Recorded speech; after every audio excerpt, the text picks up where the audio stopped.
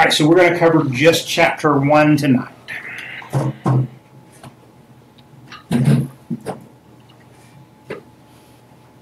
Maybe.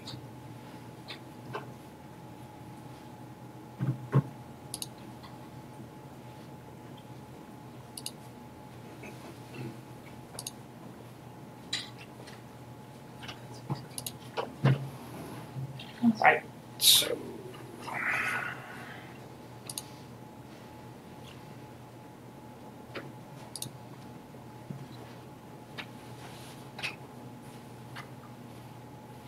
bear with me just for a moment.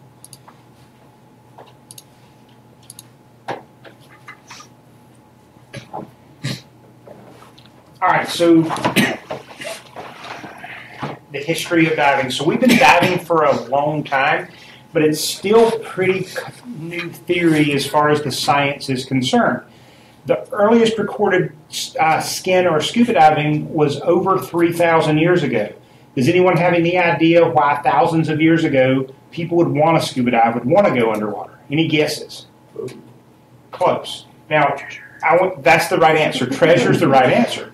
So for thousands and thousands of years, cargo and treasure has been carried on ships, and pretty regularly those ships sank, and either the original owner or some salver would want to get that treasure back, and that's why people started to learn to scuba dive. Now, historically, people thought sea monsters existed. They had all kinds of odd ideas about the sea and the earth and the danger and all that kind of stuff. So it took a very, very hardy, aggressive person to be willing to go underwater and potentially fight these sea monsters. But even in Roman times, they had a continual surface air supply system. And what this continual air supply system was in very simple terms, and you've probably seen this on TV before, but you've seen the old Navy divers that they have the big brass, it's called a Mark V dive helmet, and it weighed like 100 and something pounds. It's like the Men of Honor thing. And basically what that is there's a hose that runs into that. The hose runs to shore, and there's going to be a crew of men that's turning a pump, basically, that's constantly pumping air down to those divers. Now, there's some limitations to that, and there's some upsides to that. One, as long as your crew keeps pumping air down to you, you can never run out of air. One of the downsides is that you have to be within length of that hose, so you can't just go swimming off into the ocean all by yourself. You're connected by this hose to land or to the boat or whatever else in your crew of men. There's a modern version of that. It's called a super light helmet, and you've probably maybe on TV seen divers wearing, like commercial construction-y kind of guys, wearing a big yellow-looking helmet, but it's a scuba helmet, and that's called a super light. The super light helmet weighs about 37 pounds. And so to set one diver up in this commercial dive gear one diver is going to be about $25,000 for just the basic gear, for just the breathing apparatus for this gear. Somewhere on that bulletin board that I can't see in the dark is a picture of me in one of those helmets. Okay, there we go. So he sees it. Okay, perfect. So that helmet that I'm wearing is not mine, but it's about a $9,000 helmet just for that piece of hardware on my head. So anyway, now in 1943, Jacques Cousteau and Emile Gagnon invented the demand regulator. What the demand regulator was the first use of scuba diving. It's the first time we could ever really scuba dive. Does anyone know what SCUBA stands for? Keep going. Breathing apparatus. Very good. Perfect. So SCUBA is self-contained underwater breathing apparatus. Before 1943, a diver couldn't be self-contained. It required a hose and a crew and a whole bunch of people to pump air down to it. But in 1943, this demand regulator, what that did is that allowed the diver to carry enough air in a tank on his back to be self-contained. He could go swimming around on his own. Before, with this dive helmet, the diver was getting air whether he needed it or not. You didn't signal shore and your crew of men, hey, I need to breathe, send me air. Okay, I'm not breathing, don't send me air. They kept pumping air down. The air you didn't need went up in bubbles. The air you needed, you breathed in. But with this self-contained, it let you, when you needed to breathe in, it gives you air. When you don't need to breathe in, it doesn't do anything. It doesn't waste air. It's just there. Okay, so self-contained underwater breathing apparatus. In 1957, the U.S. Navy developed dive tables. What a dive table is basically a chart of depth versus time. So and there's in that folder thing over there on the end of the table, there's some dive tables. But a dive table is basically a kind of a complicated chart that says if you go down this many feet, you can stay down this many minutes. And we'll talk more into detail about it as we go, but it tells you how long you can stay down, basically. The deeper you go, the less amount of minutes you can stay down. You absorb nitrogen with each dive, and you have to account for that nitrogen. And there's a good bit more complicated than that. We'll talk about that later.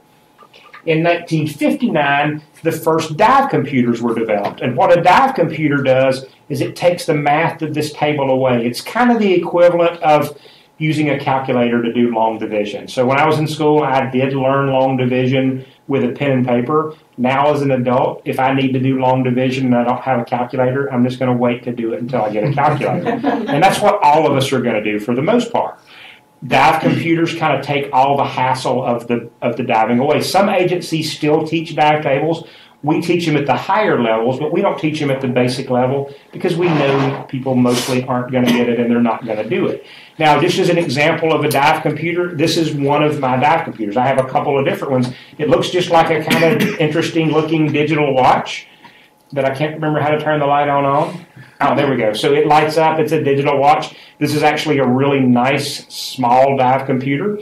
This watch computer here will tell me how deep I am, how long I can stay down, how much air I have in my tank, and a whole bunch of other stuff.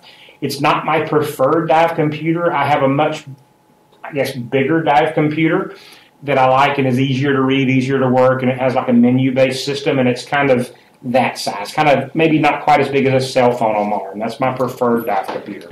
Dive computers for the SDI training agency is an essential piece of dive equipment for every dive. Now, the instructional manual for this program tells me to tell you that the first exposure you've probably had to scuba diving was during the 1950s and 60s television show called Sea Hunt. And I had taught hundreds of scuba classes and never seen a Sea Hunt episode. I wasn't alive in 1950 or 1960, so I wasn't aware of scuba in 1950 or 1960 or anything else for that matter. Okay, so what we're going to do next is we're actually going to watch about a 20-minute black and white Sea Hunt episode in all of its cool goodness of black and white. So now, I'm not showing you this necessarily as an instructional video. The scuba instructor is not showing you a black and white TV thing to teach you how to scuba dive. It's just to give you a little bit of reference as to what scuba used to be like. And some of the principles still apply, but once again, not an instructional video. Now, in this Sea Hunt episode, there's a few things, there's a lot of stuff that's different from now to then, but also just the focus of the TV show is different. Now, in this TV show, this particular episode, so the Sea Hunt was kind of not exactly a sitcom, but a drama show in the 1950s and 60s. And think of it kind of like the A-Team, but scuba diving and sort of kind of something like that. Sort of kind of, okay? Yeah. But in this TV show, the reason in this particular episode, there's a rich guy that wants to go learn how to dive. He wants to learn how to dive to go hunt sharks and giant squids. You know, they can't, so that's his goal and his purpose to go learn to dive. So there's a couple problems with that. One is they can't make a TV show about Bob and Sue went and had a cool dive that nothing happened. Okay, so that's just not going to be a practical TV show for people. So they play up the drama, they play up the danger in this just a little bit. So keep that in mind. Also, there's the weird 1950s and 60s man-woman dynamic and how they interact and all that stuff. Skip over that. It has nothing to do with scuba or this episode at all. So skip that. Also, the whole he wants to hunt a giant shark or he wants to kill a shark and he wants to shoot a squid or whatever. Now, most divers now I'm talking specifically East Coast diving, okay? East Coast diving, most of us hope to see sharks on our dive. A lot of divers might scuba dive for years and never see a shark unless they go somewhere that's like known for, unless they go somewhere that's known for sharks specifically to see sharks. Now, sharks aren't that big of an East Coast sharks. It sounds like I'm gang side, east side, west side. Anyway, East Coast sharks, for the most part, we don't have and we'll talk about the whys later, but we don't really have the mean, aggressive, man-eating sharks on the East Coast. And we'll talk about shark attacks and all that stuff later.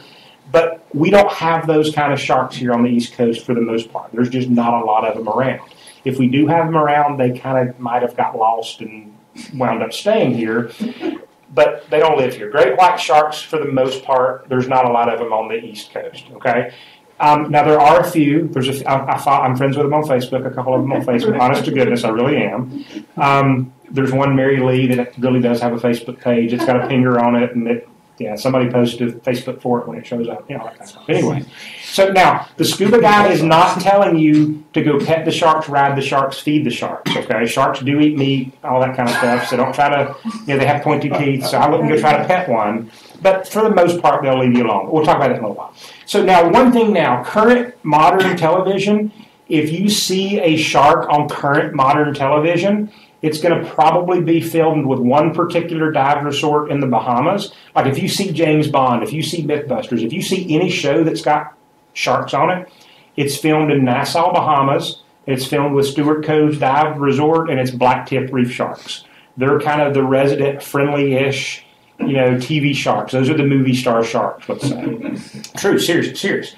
Now, in this particular episode of Sea Hunt, this was before the TV sharks became famous, let's say. These really are dangerous sharks. Like, these are the bad sharks that they're showing here. These sharks are, no, not bull sharks. That's more dangerous than bull sharks. These are oceanic white-tip sharks. The only time you and I will ever see an oceanic white-tip shark is we're watching some show, we're watching this show, or we've had a plane crash or a cruise ship sank hours from land. That's the only time we'll ever see an oceanic white-tip shark. They don't live anywhere in particular. Blacktip reef sharks, they live right there. Like, that's Bob's house right there. Oceanic white-tip sharks just roam the ocean, and they are way out, nowhere near land. Okay? All right.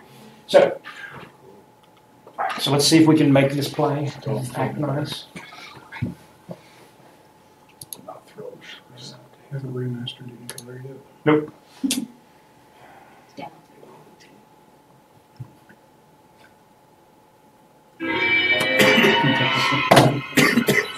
This is Rolling Bridges.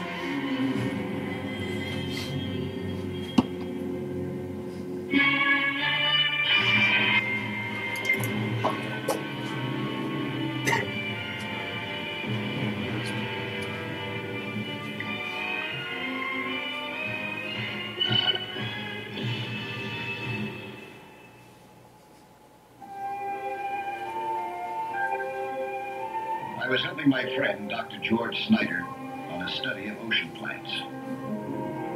But we needed money to keep the research going. That's why I was interested when I heard that a millionaire and his wife needed my services.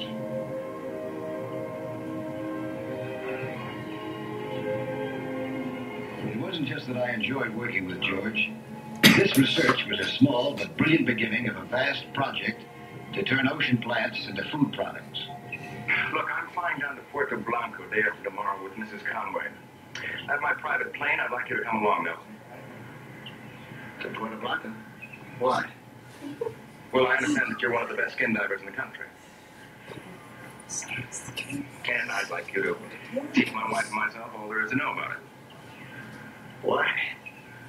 Well, I've heard that some of the biggest sharks in the world run off Puerto Blanco. I want one, Nelson. I also want to get a giant squid. Well, is there a particular reason? Well, I've bagged everything else in the world worth killing. Except what's down there. Well, can we talk business? Well, it all depends. Yes, it always does. Always on the same thing. Money. Well, killing things just for the sport of it doesn't appeal to me very much. Well, now look, I understand that you and Snyder here need money to keep your research project going. How much? $5,000? Well, that's considerably more than the job is worth. However, it is a worthy cause. And tax deductible. That's right, go ahead. All right, $2,500 now. The balance when I get my first shark. A deal?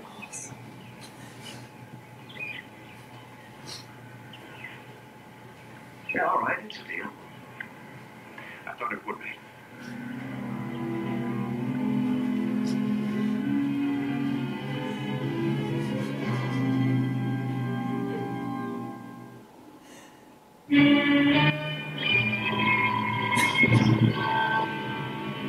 2 days later, we were on our way to the west coast of South America.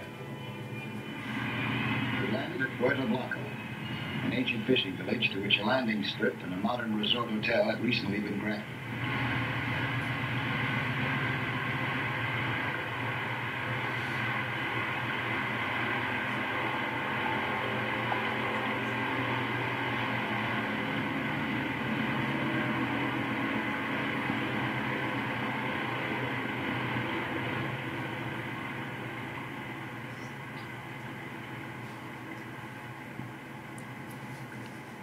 Senor Conway? Yes? I am Dr. Gomez. I have been awaiting your arrival most urgently. Oh, why?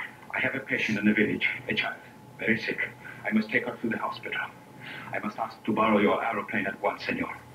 Oh, of course, I'll speak to my pilot right away. Gracias, senor. Oh, Dr. Gomez, don't you have any kind of a hospital here in Puerto Blanco? No, senora. We have only the hotel and the fishing. And now, if you will excuse me, please.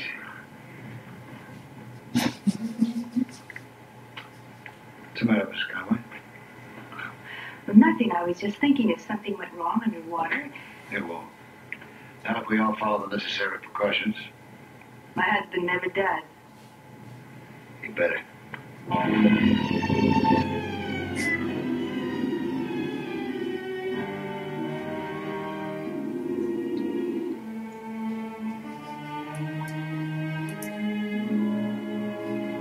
The next day I went down to examine the deep areas off the shore. The water was quite warm, even at a great depth. I saw several fairly big sharks. I figured they'd be good hunting for Conway.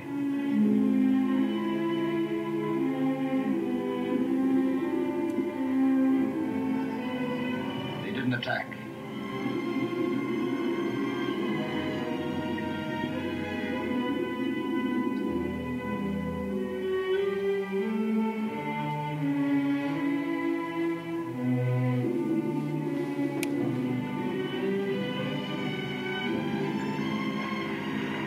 Starting with diving masks and snorkels, I began to teach the Conways the fundamentals of diving. Ah, crap! Wait a minute,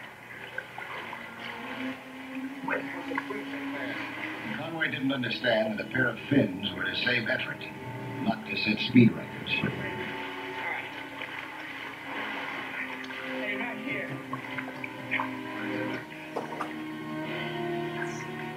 When I thought they were ready, I introduced them to the diving lung. I tried to get across the idea that the equipment was delicate and technical, and that in diving there was only one way to do things, the safe way. That's fine. Right. Yeah. That's right.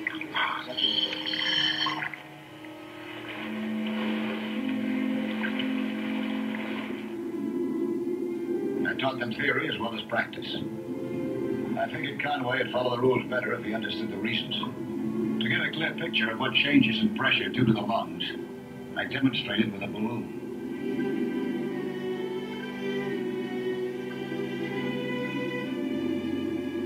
First, I fill it with air at the bottom.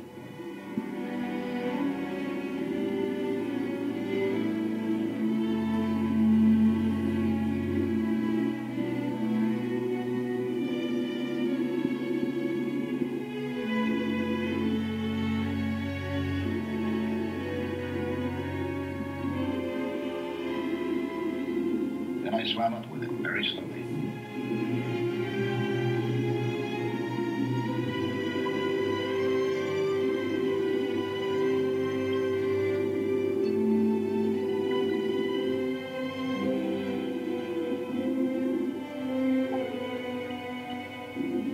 Until it burst.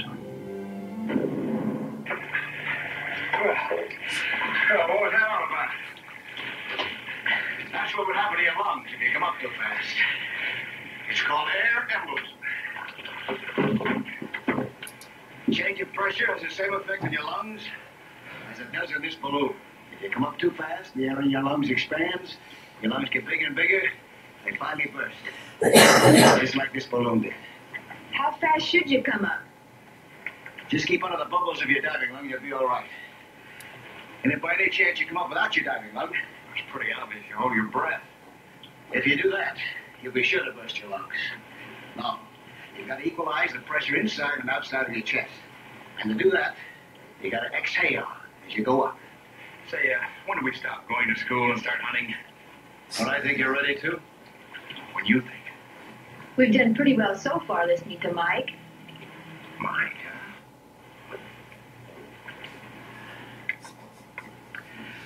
We've only been diving at a depth of 20 feet so far under controlled conditions. We're going to have to go down to 70 or 80 feet for those sharks, and up again. You don't know how yet. But what I know is, I'm due back in New York in 10 days. I want a shark before I leave. It's not that easy. 75 feet down is a different world. Well, if I don't get my shark, you don't get the rest of that $5,000. Elliot, that's not fair. Mike's done everything he possibly can. Shall we get started with those lessons?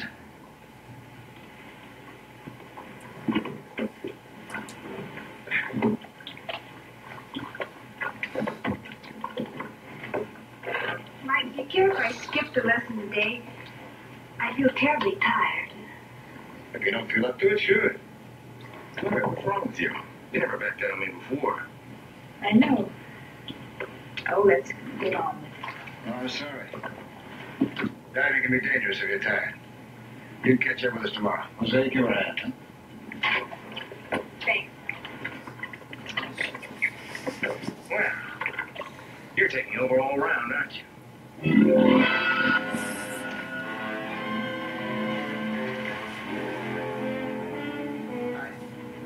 Hi. Where's Mr. Conway? Oh, he's in his room working out with his Indian club.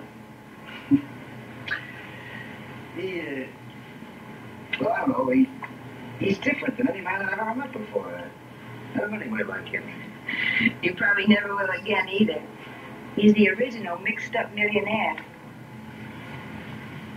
But underneath, he's really an intelligent, sensitive human being. I don't understand what he's trying to prove. He's a man, brave, strong, capable. Like what?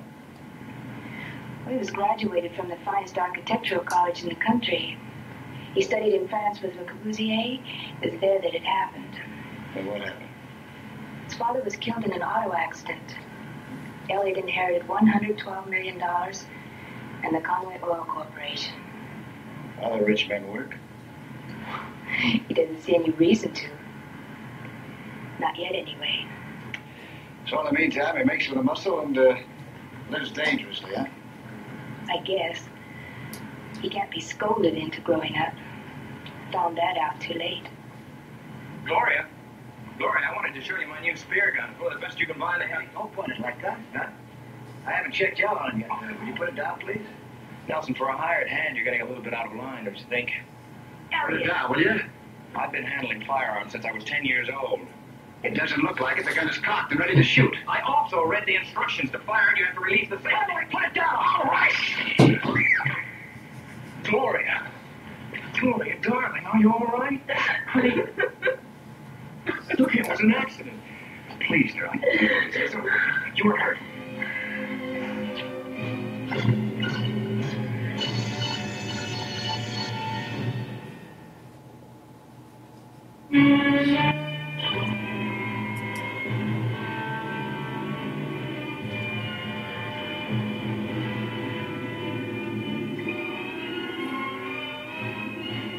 Conway soon became a good shot with his spear gun. But it took him a long time to learn to keep it pointed away from other people, especially me.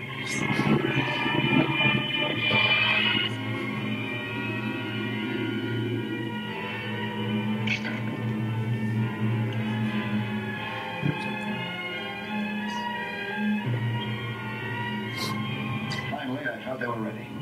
I adjusted the underwater camera for a depth of 75 feet. See, Gloria, you don't have to, you know. I mean, if you're not feeling up to it, we can forget about the pictures. You want pictures of your kill, you'll get them. Well, I do, of course, but, well, it's not that important. You know it is. I've been there on all your other kills. I'll be there on this one. And if that super-duper camera works, then by this time tomorrow, you'll have an imperishable account of your achievement. Look, do you think she feels up to it? That's up to her. How are you feeling now? I feel fine. but I'm terribly hungry. Good. I'll order dinner. I thought we might try the chicken cacciatore. Oh, no, that's too spicy. No upset stomachs tomorrow. Not at the depth that we're going. You shouldn't have said that. Now we'll order 2 portions just to prove how tough he is.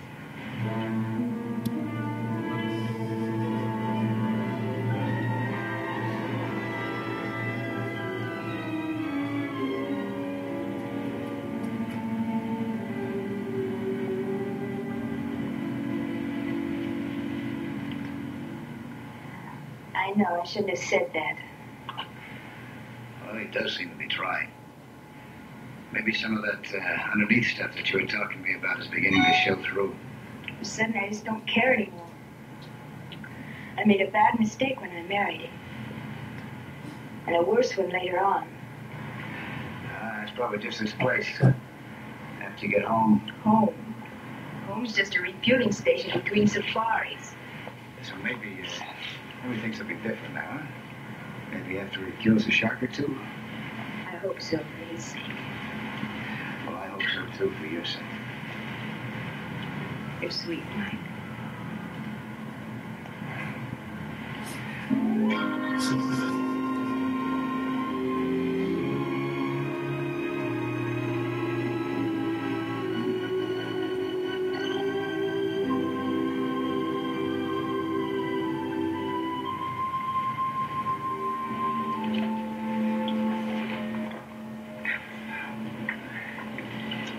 Well, you get your stuff on, huh? I'll take a little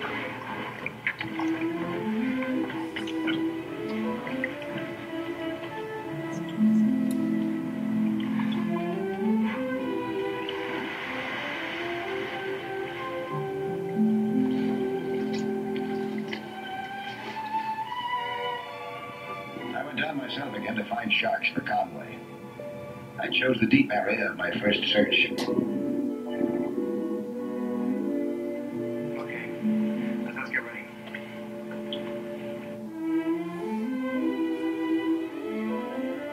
There they were, all right. Enough to satisfy any hunter. Or terrifying.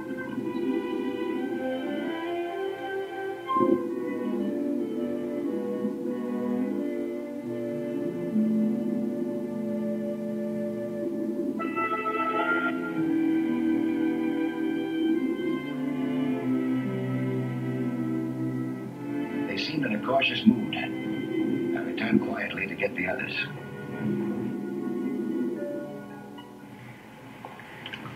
Say, Gloria, are you sure you feel all right? All things considered. Well, we can call the whole thing off, Really? Sure. We don't have to do it today or even this trip. We can come back. That's what I thought you meant.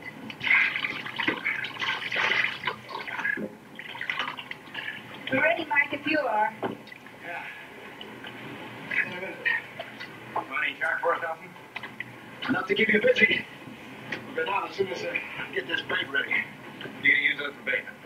Yeah. I'm hoping that they'll go for them. If they do, you can go for them. You make it sound so simple. It isn't. We'll be 75 feet down. Our lungs will be under 3 times the pressure they are now. Now, you know what to do in case anything goes wrong? You have to come up without a diving lung? Come up very slowly. Don't panic. Don't try to hold your breath. Exhale, Jan. That's right. Now, a lot may happen down there very fast. When it does, you'll have to decide for yourself when to fire. Just be sure that we're out of the way. Oh, I'll be sure. I know what I'm after. Good hunting.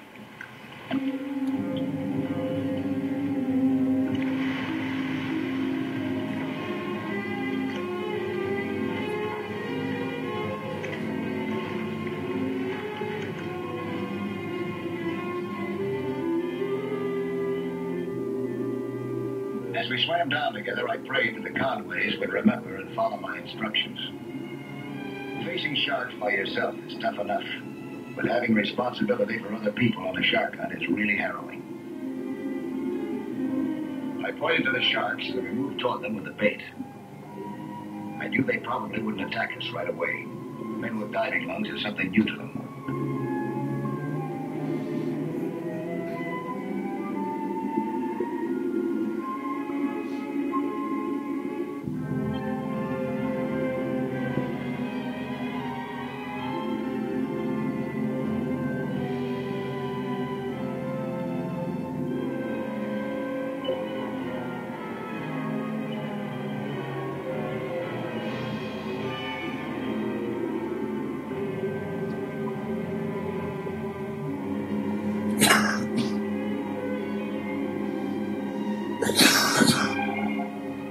They were making wide circles, but one big one rushed in and gulped our bait.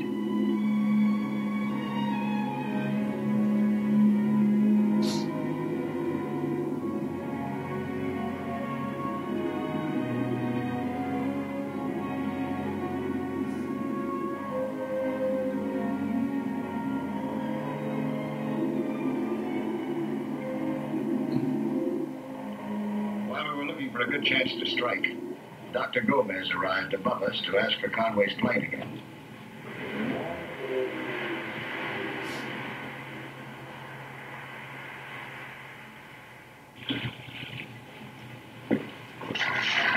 Toss it to Doctor, they're diving below.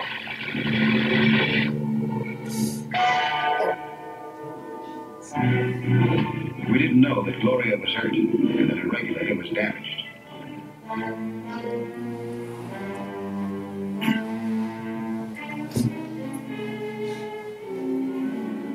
Conway and I were moving in on a shark when I looked back and saw Gloria lying on the bottom.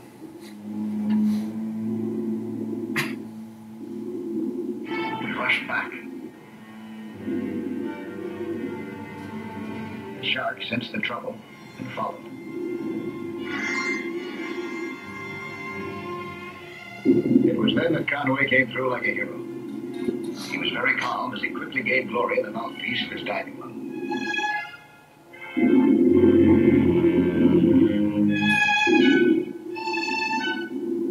I could see that the mood of the sharks was changing fast.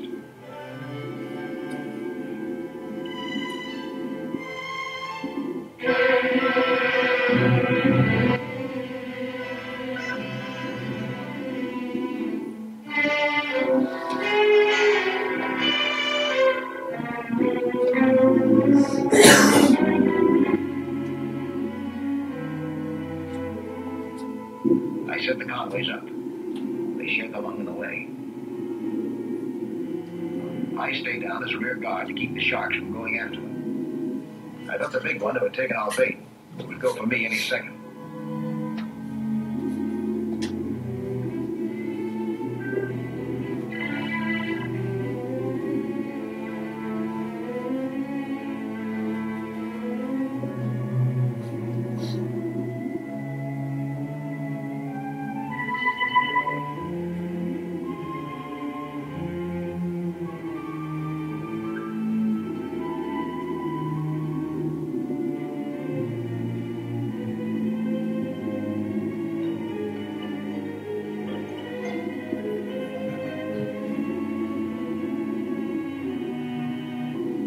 As he moved in for me, I shot my spear. I got him.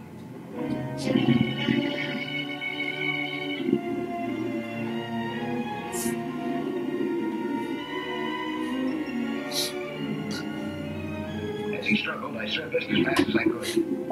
I was hoping the other sharks would go for him, not me.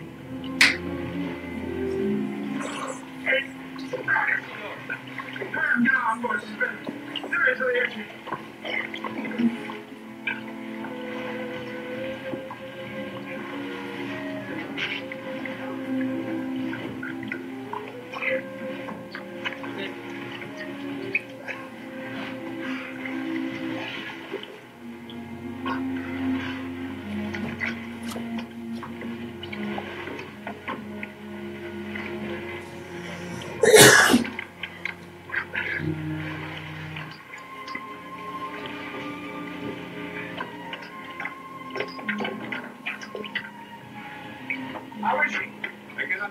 or we must go ashore.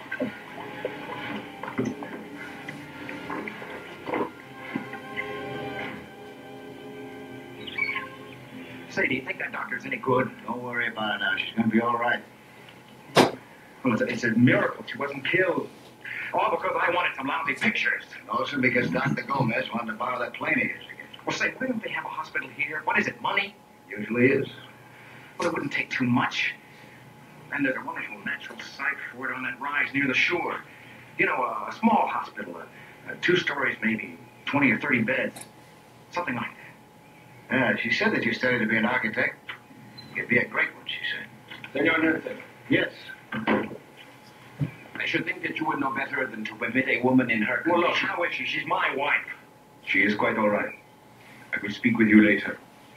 Perhaps you did not know how dangerous it was for her to descend to such depths. But he should have known. About what? That you do not subject an expectant mother to. What? You did not know. Well, this is the first I've heard of it. In 6 months. Congratulations, senor. Well, what can I go see her now? No. It is better that she rest. And I would suggest that as soon as you return to the States, you have her in a hospital for observation. Yes, that's where she should be now, isn't it? There is no hospital nearer than 300 miles. Well, there will be, Doctor. I can promise you that. Doctor, work will start before my child is born. I promise. Wait a minute. Take you that long just to draw up the plans. Now, Mike, you don't know me when I go to work. Your wife's going to like that. Are you? Very much. Gracias, senor. Gracias.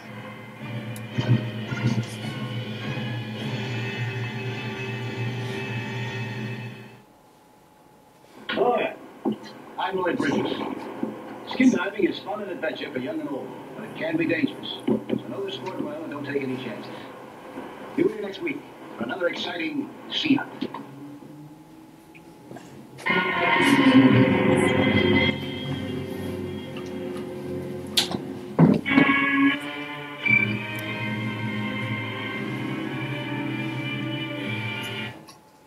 Y'all doing okay? Awake? Okay. Did y'all recognize that guy from any other popular old TV show? The rich guy learning to dive? Larry Hagman? Yes, which is Major Tony Nelson from I Dream of Jeannie. Mm-hmm. So I think this was before I Dream of Jeannie, though. All right, so there will be some differences that you'll notice when you go scuba diving. By the way, I watched this episode I listened to this episode probably hundreds and hundreds of times, and at some point I just recognized that voice and actually did like a Google search to see who that was. And anyway, all right. So some of the differences that you'll notice with diving is that underwater objects appear 25% closer and 33% larger. By the way, just so you know, at the very, very tail end of this program, there will be a written test, and it is a tricky test. So kind of pay attention to everything we talk about because you will see a good bit of this stuff again. So as you go down, and you can probably see this in some of the photos on the board here, and you can tell kind of which of these photos are good or bad. Some of the photos, and just in general, people's skin takes a bluish tint to it. Their skin is not really turning blue. The color red is getting filtered out by the water depth, basically. So if I would have had a flash or a flashlight or something like that, it would have brought the color back, depending on how close I was, and there's some other variables work into it. But that's kind of why a lot of photos you see, even things that aren't blue, look blue underwater. That's actually why water looks blue. So water is 800 times denser than air, and it conducts sound further and faster as well. And this density allows us some pretty interesting things, and this is where some of the cool, easy, fun stuff kind of comes into play. So, we already talked about this. It's hard to determine direction from which a sound is coming. So if we go, like right now, if y'all were to all point at me and close your eyes, and I walked around the room and kept talking, with your eyes closed, you could keep pointing at me. The way that works is, now your brain is not like, you don't know this is the way it works, but basically one ear hears the sound first, and your brain translates that into direction finding. So you can kind of tell which way where sound is coming from. Underwater, though, because the sound is traveling so much faster, that doesn't work anymore. The sound hits our ears at basically the same time. So you'll hear something from a really long distance away, and one, you won't necessarily know how far away it is, and you also won't know which way it's coming from. So there's times before that I've been in the water, and I've heard a boat or something, and it sounds like it's immediately overhead, like it's about to hit me. And then it sounds like it's about to hit me for 25 minutes. And I think, is it circling? Is it trying to hit me? And then you come up and it's like 5 miles that way or something. So you'll start picking up on some of this as you go. Another difference is how much faster heat transfers away from your body in the water. This is a substantial difference, and a lot of people don't necessarily think about this. And my office manager out here, Jennifer, a while back, she did a polar bear plunge with the store, and it was kind of a big deal with reporters showing up and all that kind of stuff. But her and somebody else that works for me did it, and the other girl, she backed up against a metal pole, and it was about a 70-degree day, so it was a warm-ish day. But the water was probably 49 degrees. And she backed into this metal pole, and she said, oh, goodness, the metal pole is cold, and something about the water's not going to be that cold. And I said, no, the metal pole is the air temperature. The metal pole is 70 degrees. It just feels cold because of how quickly it transfers heat away. But the water is going to be that much colder because it really is colder, and it transfers heat faster than the metal pole. And kind of what I'm trying to explain by this just a little bit is if you ever, like, let's say you pull out a plastic bottle with water in it out of your refrigerator and a metal can out of your refrigerator. The can feels colder. It's not really any colder at all. It's exactly the same temperature, but the metal sucks the heat away from your hand quicker. And if I had an empty can that had been sitting here all day, if you pick it up, it's going to feel cold. It's 70 degrees. It's the same temperature as everything else in the room, but the metal transfers the heat faster. Does that kind of make sense? Okay. All right, so this comes into play with wetsuits, and we'll talk about wetsuits in detail a little bit later, but think about a wetsuit sort of like a jacket or a coat or something. At each of your houses now, you probably have multiple different coats and jackets for different conditions, different temperatures, and things like that. At my house, I probably have a couple of Gore-Tex coats, a whole bunch of fleece, and then maybe a big parka or something and a big fuzzy something or other jacket, okay, for different types of conditions. Now, I'm not necessarily saying you should buy multiple different wetsuits, but I also don't want you to think you can buy a wetsuit and it's going to keep you warm in all conditions. It's not unless you can buy one jacket and it does everything perfectly for you, a wetsuit is not going to do everything perfectly for you either. Just kind of keep that in mind. We'll talk about that a little more as we go. Now, one thing to think about is right now in the classroom, I think I have the air conditioning set on 70 degrees. It's probably a little bit warmer than that in here because there's a lot of people right now. But it's, for the most part, always 70 degrees everywhere here in the store, and it's a comfortable temperature that we can live forever and happily ever after at 70 or 72 degrees. In the water, we're all going to feel cold when we jump in 70-degree water. And in probably 30 or 45 minutes, we're all going to be shivering and starting to turn blue in 70-degree water, all because of how much quicker that heat gets transferred away from your body. And if so, you're going to need a wetsuit in 70-degree water. Just take it at that. And you're actually going to need kind of a thick wetsuit in 70-degree water. So that's just something to consider, just a tad. Now, one thing that's different about the water is that water temperature layers out. And what I mean by that is in the classroom, it's 70 degrees everywhere. Maybe a little warmer in front of the projector bulb, a little colder in front of the air conditioner vents when it's blowing, but only a couple of degrees. But for the most part, it's the same temperature everywhere in here. In the water, you can see where the temperature is going to change. And it's going to be like a wavy, milky-looking temperature. It's called a thermocline. And it changes instantly. So if we were in the water right now about the temperature or about the depth of the thermocline, my hand could be perfectly warm, comfortable here. I could move it that far and it's going to feel like ice water. It might drop 20 degrees just in that much of a difference.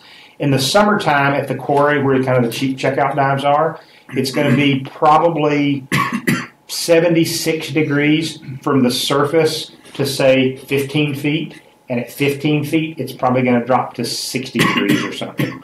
And at about 30, 35 feet, it's going to drop another 15 or 20 degrees down into the 40s pretty quickly. And it gets really cold pretty quickly.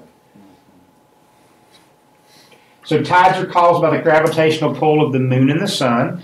When I wouldn't worry too much about it, but I would keep that sentence in mind, let's say. But we're not going to go into too much detail with that. Tides can affect depth, current, and visibility. How can a tide affect, how do you think tides can affect these things? What do you think? Well, the depth and current, because they're moving. Right, when high tide comes in, there's more water there. There might not be water there at low tide, right? And the current, same thing. It's churning up whatever. Yeah, turbidity is water with suspended particles in it. And so when the high tide comes and goes, it churns up the sand and things like that. In this particular photo, the little white specks are turbidity. Now, I would be willing to bet that the diver or the photographer doesn't see those, they don't see those white specks at all in this particular photo. Now, and that was probably, these are not my photos here, by the way. That was not a particularly good photographer. And I say that because we see those spots. And the way this kind of sort of works is it's kind of like high beams in your car in the fog. So if the water is stirred up and I have a light on the top of my camera, a flashlight or a strobe it's called, it's going to shine out, light your face up. Let's say there's nothing in the water. It shines out, hits your face kind of gets lit up, and then that reflection of your face lit up comes back to the camera lens. The camera records that, right? If there's anything floating in the water, like a little small, think of it as a cotton ball, it's going to light that cotton ball up where I couldn't see it before, but it lights it up and makes it glow big and bright like these white dots here. The good way to do photography with that is you mount the strobe off to the side, and so that any reflection of bright light misses the camera lens and it doesn't go that way. So if you ever see an underwater photographer, he'll have his lights on long arms that point into the object that he's taking pictures of. All right, so this is just kind of a personal little small pet peeve of mine, but you've all heard 75% of the Earth's surface is covered in water, right? Got that? Okay. So why do we call this planet Earth if it's 75% water? We're the only planet that's supposed to have water. We're 75% water, and we still call it Earth. That doesn't make a whole lot of sense to me. So I think it should be called the blue planet or something else, the water planet, because that's what makes us unique. I'm being just a little bit silly there. But oftentimes, I'll talk to people about diving, and they'll say, and this is kind of serious and real, I can't scuba dive, I'm claustrophobic. And my answer to that is if you're claustrophobic, right now is when you should be claustrophobic. You're sitting in a room with a 8-foot ceiling, and it's a medium-ish sized room. You're surrounded by walls and ceiling and all that kind of stuff, and there's furniture in here. This is claustrophobic. When you get in the water, you're in the wide open. That is the big spot. But to be serious, you do add another entire dimension of movement. Here in the classroom, it's back, forward, left, and right, and that's all we can do. In the water, we add up, down, and diagonal and all around to it. We have a whole new dimension that we can move around. And it's kind of neat, and we'll show you some videos here in just a minute. Now, so here, and this is, remember we talking about sharks and East Coast and West Coast things, and this is how this works and why this applies. So let's call this the U.S. right here, and that's the tip of Florida. So we have what's called the Gulf Stream on the East Coast. It's think of it as a river of water that sort of brings us warmer water than we really deserve based on where we are. It's bringing tropic waters up along our East Coast. The mean great white sharks and things, they don't really like warm water. They like cold water, and that's the truth, okay? So in the middle of winter at Myrtle Beach, the water's probably 50-something degrees. Middle of winter, 20 degrees outside. The water's probably 50 degrees. Now, the swimming pool water, it might be 30 degrees at Myrtle Beach, but the ocean water is going to be in the 50s. The middle of July in California, the water is going to be 50 degrees, and it's going to be cold all year round. They have the reverse. They get cold water, colder than they really deserve. So they get the sharks that are kind of the mean sharks in things as well. Unless you're way up here, kind of way up north, and there's another Labrador current that brings colder water than they deserve. All right, so longshore currents can be created by wind, waves, tides, and the presence of nearby ocean currents. Nothing too particular to worry about, but you will probably see this again. So there will be a couple of places that I'm not gonna say I'm gonna disagree, but I'm gonna give a different perspective. For testing purposes and for this class, this plan says you want to plan to exit the water down current from where you started. So you get in here, the current's moving this way, you get out here. And sometimes that is what we do, depends on the current. If we go to Cozumel or Mexico where all dives are drift dives, we jump off the dive boat in Cozumel, the boat doesn't anchor, we drift with the current, the boat drifts with us and the current. When we're ready to go up, the boat's somewhere near overhead. We shoot what's called a safety sausage or a lift bag. The boat sees it, comes in circles around us until we surface and picks us up. We all drifted the entire time. Often when we do dives on the East Coast, we're diving on one particular shipwreck. And the shipwreck is something that's sunk right here. We're not drifting, we're hitting here, so we'll go down and circle and do what we want to on this. If there's a current, we'll get behind that shipwreck and kind of get out of the wind, so to say. Sometimes if there's a little bit of a current here, or even a moderate current, I'll start my dive into the current. Now, when I'm well rested and full of energy, I fight the current, swim upstream. When I'm halfway into my tank, when it's time to come back, I'm tired, I turn around and let the current carry me back to my site to get out. That's the way we usually do it, unless, of course, you're in Cozumel and you can't swim against the current there. Even it's not practical. It's a strong current. All right, so global currents are fixed. This explains why the California waters are cool and the Caribbean waters are warm. We talked about the Gulf Stream, the Labrador currents, and things like that. Local currents fluctuate. They are water motion modified by obstructions. This changes depending on what's in the water, which way the wind's blowing, things like that. When you dive in Cozumel, Cozumel, by the way, is one of my favorite places to go. There's not, all the dives in Cozumel, for the most part, are moderate and up in difficulty because they're all in current. But it's almost like you're diving on a conveyor belt or an escalator moving sidewalk or something. You don't even really have to swim. You just kind of kick to steer and kick to get facing the way you want to go, and you just keep going the same direction. It's kind of cool unless you drop something or you want to look at something back there, and then you're still on a moving sidewalk going that way. So just keep that in mind. I love Cozumel. I'm not a huge fan of drift dives, but I love Cozumel because of the corals. Okay, the corals are great big mountains of coral. It's like you're flying through the mountains, basically, and it's really, really neat. But the current is there. I like to take very, very, very good care of my divers, and I like to check on my divers constantly. So when we dive, pretty regularly I'm going to say, hey, are you okay? Are you okay?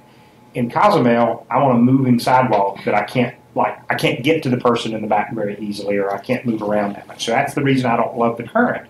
But I do love the diving in Cozumel. All right. So now, talking about a scuba class, we do have to cover all the bad that could possibly ever happen, or at least that we can anticipate happening to you. You could get caught in a rip current. So what a rip current is we're shore right here. A rip current could be potentially pulling you out to sea. Now, in your panicking, freaking out state of mind, what might seem the most logical is I don't want to go out to sea. So you'll fight the current, try to swim back. You might not be able to. That's the wrong thing to do. But if you're getting pulled out to sea, all you really have to do is swim from here to here, and then you can swim back at your kind of own pace and your own leisure. My suggestion is to kind of learn what rip currents look like in the water, in the sand, that kind of thing. Don't get anywhere near that. So just kind of keep that in mind too. All right. Now, you will see a test question about this. The test question is going to be tricky. All of these test questions are going to be tricky, but they're not tricky knowledge, scuba hard. They're tricky English wording, weird hard. So just keep that in mind. So when you see this question, it's going to trip you up in what's perpendicular and parallel and which one they're talking about, if that makes sense. So from shore, if you're running perpendicular to the current versus land and two more perpendiculars and a parallel worked into that question, which one is left? Or something random like that. So I think it may help you if you draw this diagram on the test and let you kind of visualize perpendicular and parallel. They're just going to confuse you with perpendicular and parallel, if that makes sense. All right, So once again, to get out of rip current, you want to swim perpendicular to the shore, perpendicular to the current, which is parallel to the shore. See, I got mixed up in just repeating that back to you. So anyway. All right. So wind is the primary cause of waves on a particularly windy day, and for a few days after a particularly windy day, the waves are going to be taller. On the east coast of the U.S., shipwreck diving, 2 to 3 foot seas is an average good day. In the Caribbean, 2 to 3 foot seas is a particularly bad day. Usually the Caribbean is kind of 1 to 2 foot or nothing kind of seas. I'm pretty comfortable in 2 to 3 foot.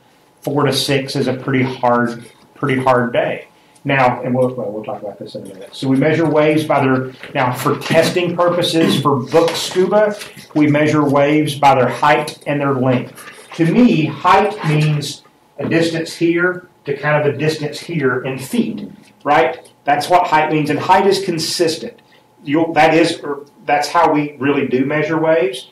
Length is not exactly how we measure waves. If you check the Weather Channel or a marine weather forecast, you'll never see length at all. What you'll see is duration. Duration is the amount of seconds between this point and that point.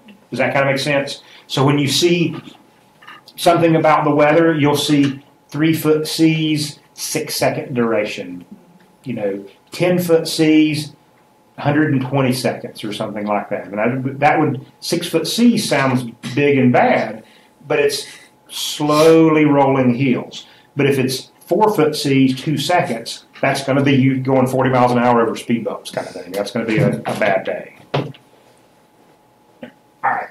So something interesting to think about the next time you go to the beach is you can kind of use this to think of how deep the water is. So when you see a wave breaking, starting to fall over, so a wave is, so if you see a wave that's a foot tall, it's also a foot deep. Does that kind of make sense? So 3 foot tall wave is also a 3 foot deep wave. When that wave breaks, it usually breaks because the bottom of the wave has hit land and it's caused it to slow down and tip over. So you can kind of judge how deep the water is by how tall the waves are when they're breaking over. So there's different types of current and water conditions that you may see in the water. So far we've been talking about current. Current is usually a constant flow of water. So this is my diver. The current might be flowing constantly this way or constantly this way, and the diver is just swimming through it. He's fighting it to some extent, okay? If you're drifting with the current carries you this way. Now, surge is the back and forth movement caused by waves passing overhead. So if this is our diver and the surge is going this way, the diver might be trying to swim straight, and he's kind of getting blown back and forth even though he's swimming straight. So he gets pushed this way, but then he gets pulled right back, okay? I think we might have a video of it. So so Cozumel is one of my favorite places to dive. Bonaire is one of my favorite places to dive. Cozumel is a little bit difficult because of the current. Bonaire is really, really super easy. There's not a lot of current, but there is some surge, and the surge can be anywhere in the ocean, but this is a video of surge. When I play this video, you'll see the plants and the coral kind of blowing back and forth with the current like it's blowing in the wind. Even the fish get blown just a bit. And when I filmed this, I was trying to not actually touch the bottom, but I'm like holding on to a spot of the sand and trying to maintain my position while getting blown around as well.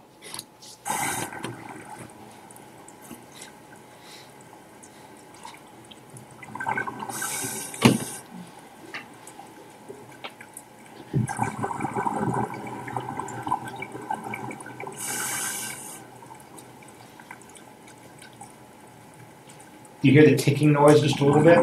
That's kind of how the ocean sounds. That's the crabs and the shrimp and all that just living life under the ocean. So if you keep your breathing calm, you can hear a lot of that.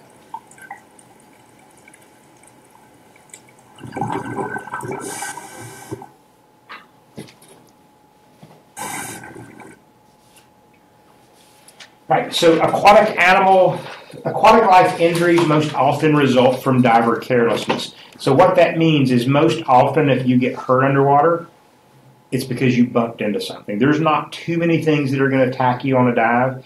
The only time, let me think for a minute. I've only been bit by fish a few times, The most often time I've been bit by fish is when I had an aquarium here in the store and it bit me a lot. The second most often time I used to have like a normal aquarium with little bitty pretty fish. I had what's called damselfish that sound really sweet and pretty and sweet.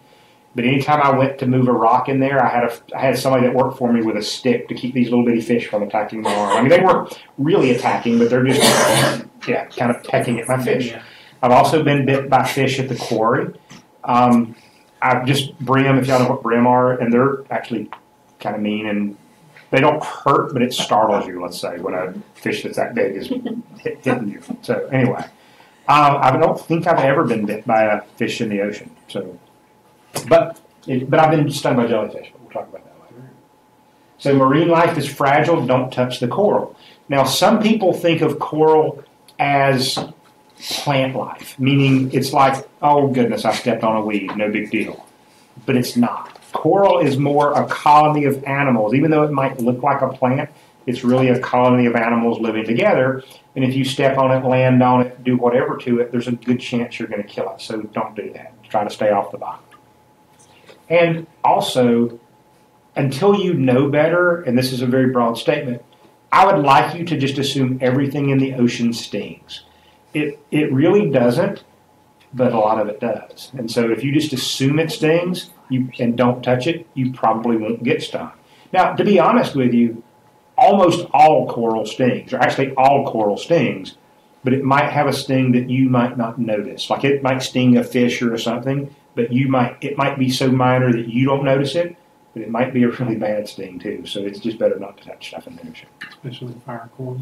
I have touched fire coral, and it's not pleasant at all. Well, so I know usually what fire coral looks like is it almost looks like the handle of his cup here. It's orange and it's rigid. Can you hold the cup up so they can see it? So think of a bush that looks like the handle of his cup. It's rigid. It's a kind of a rigid bush, like a plant, sort of, okay?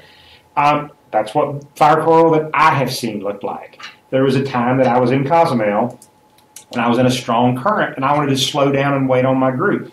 I didn't want to hurt any of the coral. I was doing all the right stuff, and so I waited until I drifted by a spot of sand when there was nothing in this little spot right here, okay? So I'm like, cool, I'll grab the sand and kind of stop and let the group catch up with me, drift to me. But as I'm holding the sand, this is a piece of coral that didn't look like that. It was black and looked like a fern, and it blew into my hand. I didn't touch it. It touched me, and it caught me on the back of the hand. And it was one of the more painful stings that I've had. I mean, it wasn't an excruciating sting by any means, but it was a noticeable sting. And so I grabbed a handful of sand and rubbed it with the sand, and one of my employees started laughing. I could hear him laughing through his regulator out because I got stung. So anyway, and there's that.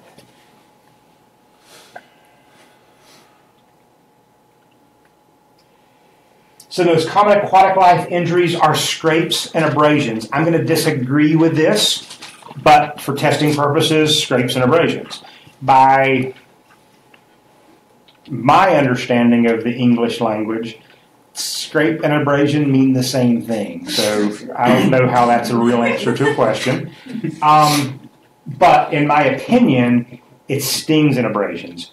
Shipwrecks are sharp, shipwrecks are pointy, jellyfish sting.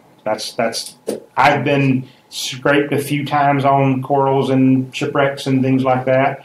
I've been stung a lot by jellyfish. Okay, and we'll talk about jellyfish stings more in a little bit.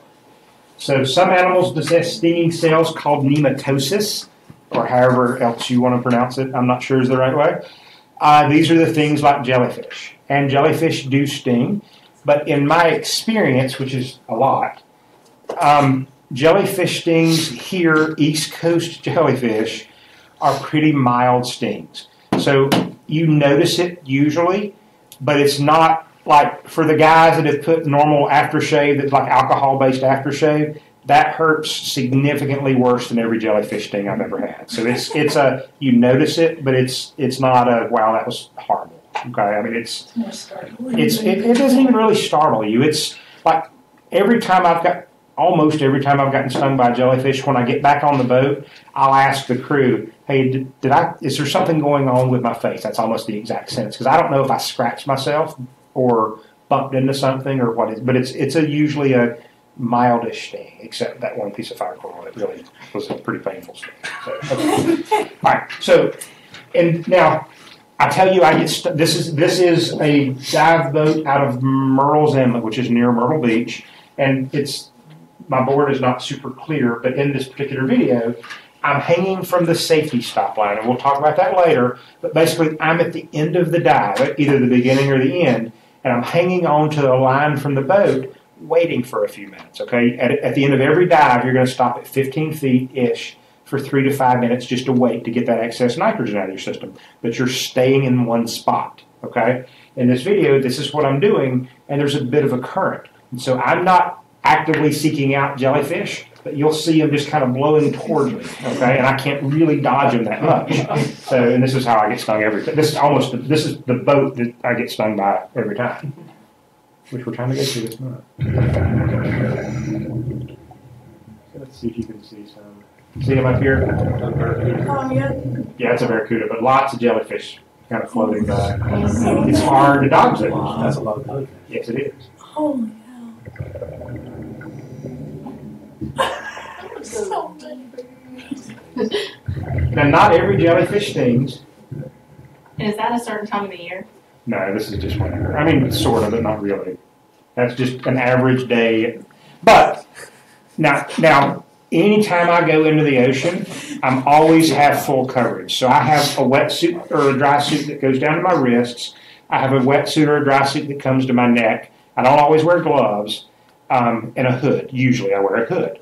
But the only place I've ever been stung by a jellyfish, so think of me wearing stuff down to here, stuff up to here, a hood around my head, a mask across my face. The only thing that are really exposed of me is my cheeks, and that's almost my left cheek. Is almost every time I get stung is right here. So it's not that big of a deal. I wouldn't concern yourself about it. Now I wouldn't. Now, dodge one if you get a chance, but don't freak out at it. Okay.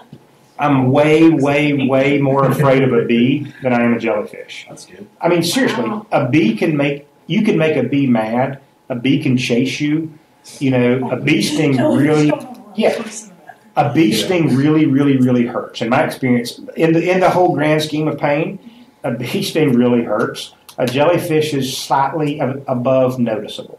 Does that make sense? Okay. So, fair enough? Yeah. But seriously, I would not want to get stung by a jellyfish. But, I mean, by a bee, but a jellyfish is not that. Okay, so, now I say that I would, by the way, the whole bee thing. A bee can chase you. A jellyfish is kind of like, oh, look, I made that dandelion mad. Oh, look, it just blew away. It's not, they can't swim and attack you. They're just drifting in the breeze. Can't you get tangled in one?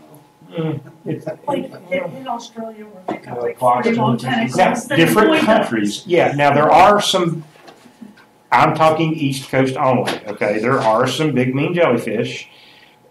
I haven't seen them here, and I've done a lot of diving here. There's one that's like a lion's mane that's hundreds of feet long and all that. I don't go places where those live. So, it's personal. Now, I talk about being afraid of a jellyfish. Here is me getting really up close to a jellyfish. So let's say his cup is a jellyfish. I might get right here taking a photo, which I do in this video. I'm not worried about getting stung. If I could help, I might not try to be under the jellyfish, but it wouldn't be a horrible. Like in this video, I felt a tentacle of a jellyfish run across my hand. It didn't sting me. And there's a lot of jellyfish that doesn't sting. Okay, this is called a moon jellyfish. This is a night dive in the Bahamas. And these jellyfish are pretty big. The other ones were pretty small, but this is a pretty big jellyfish.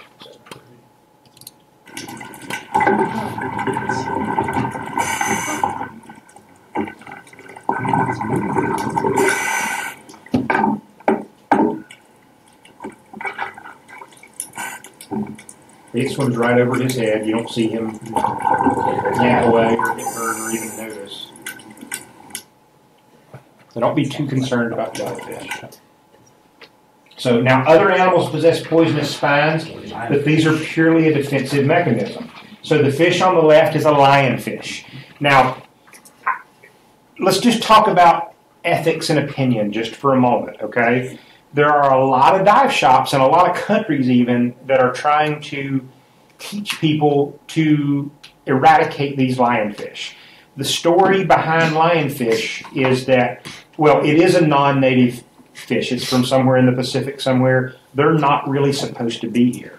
The story that I've been told is, and it's a pretty fish. They're really interesting and pretty, very, very, very aggressive fish. It'll eat anything that can fit in its mouth. So the story is that people in Miami had these in aquariums and things.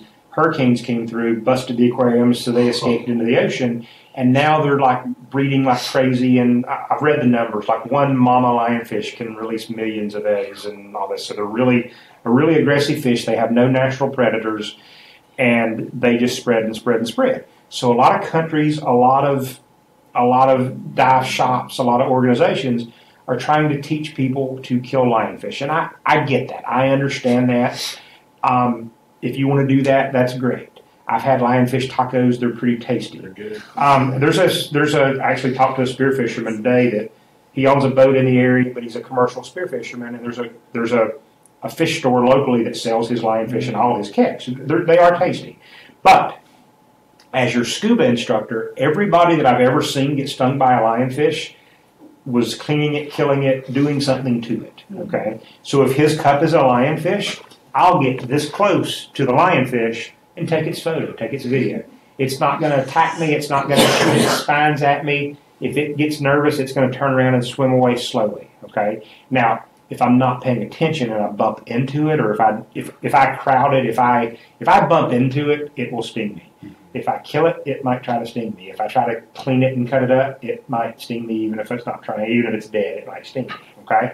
Now, the lionfish that I've seen people get stung by, one guy on a dive boat, he worked for the dive boat and he was doing this and he got stung. And I said, how bad is it? And he said, it's about like giving birth through your finger is what he said. That's a guy, so he doesn't know. I have heard it's a very, very, very bad sting. If you get stung by a lionfish, the treatment is put your hand under running water as hot as you can stand for as long as you can stand. Take it out, do it again. The heat will deactivate the toxin in that. So in this lionfish, these are pointy pokey. So it's basically, if you bump into that, it's a hypodermic needle that injects some venom in you. Okay. This is a toadfish or a frogfish. They have also a bad sting, but the problem with them is they conceal themselves very well. Like, there's been plenty of times that somebody's pointed at it, and I'm like, yeah, you're pointing at a rock, and then it moves, and then I see what it is. You would bump into it. None of these things aren't going to attack you. You're going to bump into them. Does that make sense? As your scuba instructor, your best chance of not getting stung by a lionfish or anything is to not try to touch it, not try to kill it, not try to mess with it, and it's probably going to leave you alone. All right, so this is me in the Bahamas filming lionfish.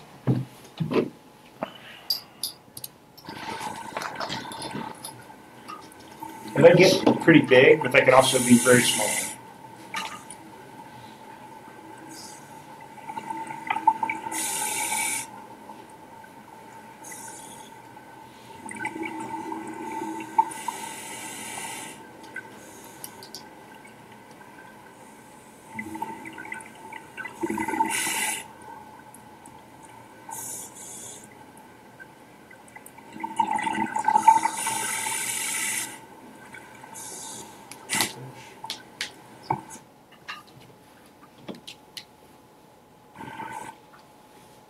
So aquatic animal bites almost always result from an animal's defensive response to a perceived threat or by mistaken identity. 99% of sharks are not aggressive. So I've done thousands of dives, lots of stuff in the ocean. I've only seen a shark bite somebody's fin one time, and he was a dork, and I probably would have punched him. Anyway, he wasn't one of my customers. I tried to warn him, and I think I have a video of it. I don't. So let's see if there's a video of it. Okay, so this is a different video, but I do have a video of that. So in this particular video, these are some hardcore shipwreck divers. They're bringing back artifacts from the shipwreck. So certain places you can bring back artifacts if you find them. There's a table out here and a counter out here that I've brought back Civil War artifacts, World War II artifacts, things like that. In this video, they're doing some deeper dives, and they're riding behind it's called an underwater scooter. So think kind of a torpedo that pulls you around in the water. At one point in this video, they ride up behind a sand tiger shark and touch the shark on the tail with a scooter. It's about a 9-foot sand tiger. It freaks out and swims away as fast as it can. Okay, so that's just, it is what it is. So later on, they swim up behind a grouper. And a grouper, y'all probably all seen grouper on restaurant menus and things. It's a big fish that's not really considered aggressive to us. They say it again. Goliaths get a little mean. Yeah, they're just big. They're just big and kind of grumpy and territorial. I'll tell you a story about that. Territorial is the right word. The right word. Yes. So in this particular video, they swim up behind a grouper, and you can see their flashlight shining at it and filming it. And it kind of turns around slowly and just swims at them slowly. Kind of like, I'm big, what are you going to do to me? So now, we do a dive occasionally at the Atlanta Aquarium. It's a really cool, stupid, expensive dive for what it is, but it's really neat, okay? And they used to have hammerhead sharks there and sand tiger sharks. And they give you, so the briefing for this aquarium is they say, all right, when you jump in, all the sharks are going to swim over, check you out, and then leave you alone. If they bump into you, you can't touch them. That's one of the rules. And then as we progress, they say when you go to the tunnels, don't go below the top edge of the tunnel. And I'm like, okay, can you tell me why? Because I want to know why. And they say, oh, the grouper lived there. And I'm like, keep going, tell me more, And they say, well, the grouper are big and territorial, and that's where they live, and they'll come crowd you and bump into you and annoy you if you get near them. But I think it's neat that we're swimming with hammerhead sharks, sand tiger sharks, whale sharks, biggest shark in the ocean, like 30 foot long. Don't go near the grouper that we eat on menus at restaurants. And they're, anyway, okay. And grouper are predator fish, by the way. Now, in this video, so they're swimming with all these sharks. I didn't make this video. So I run a pretty G-rated life, G for general audiences, G-rated dive shop, pretty non-offensive. If you're easily offended, don't read the disclaimer at the very beginning of this. It's a little harsh, a little true, but a little harsh. So, I might have to play this video. Four lifelong friends.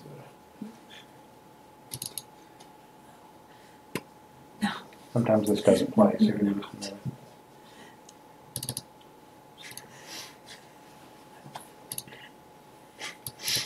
All right, we're going to come back to this particular slide.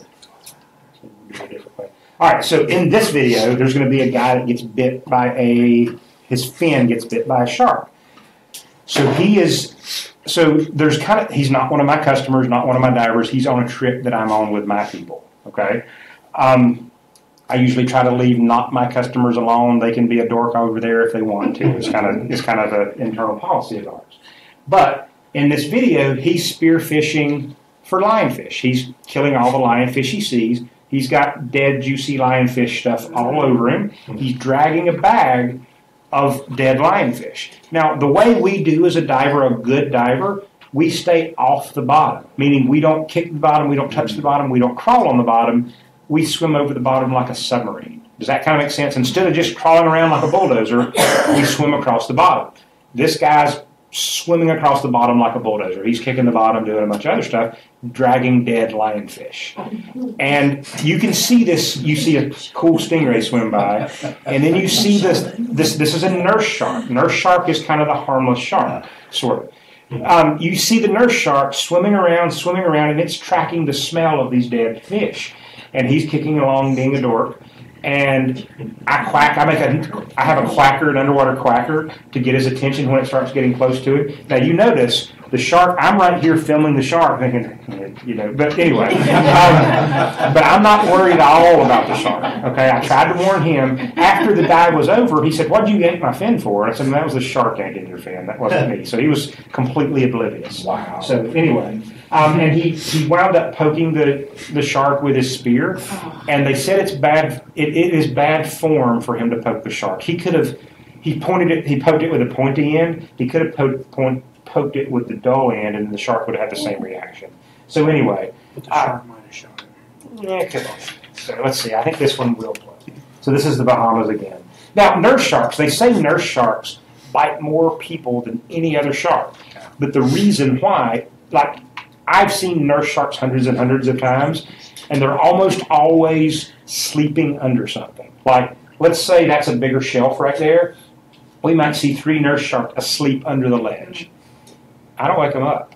You know, like I don't try to pet them, I don't try to touch them, I don't try to poke them, and they leave me alone. I know a diver that said, I got a lot of diver stories, but I know a diver that if he sees one, he'll grab it by the tail and yank it out and watch it swim.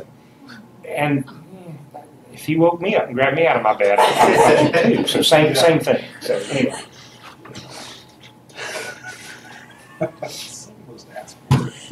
Yeah, that's usually what happens. Cursor.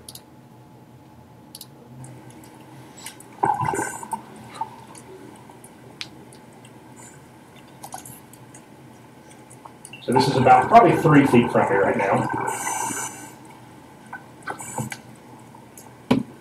Probably a foot from me.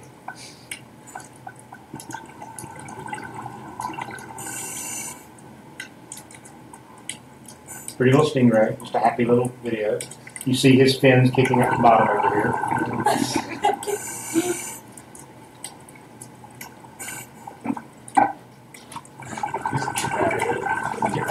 Like a dead fish. Sharks hunting for dinner.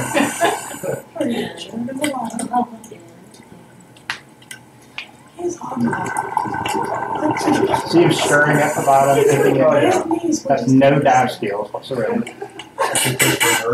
So I'm quacking to think I might want to get his attention. He's oblivious. Somebody else is taking his photo. Another photo of him.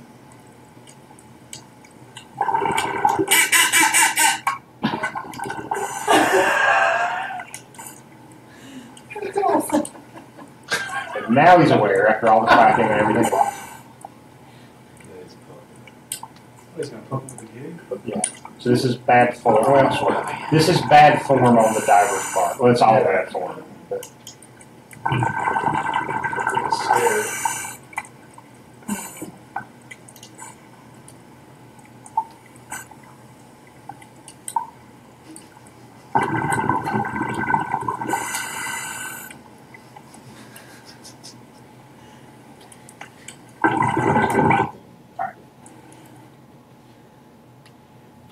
So let's talk about shark attacks just for a minute and what you think is a shark attack. That wasn't a shark attack by any means. So when a shark attacks something, it's trying to eat something. That was a shark. Like if I bump into you with my eyes closed, I'm going to probably grab to see what it is. That's what that was. Sharks don't have fingers and hands to feel you. They bite you. That was a shark trying to see what he was. It wasn't what he wanted. He swam away. That's not a shark attack. We don't really, as scuba divers, occasionally really rarely a scuba diver gets bit, but it's not really an attack, if that makes sense. That shark was not trying to eat that scuba diver. All right. Y'all hang tight just for a moment.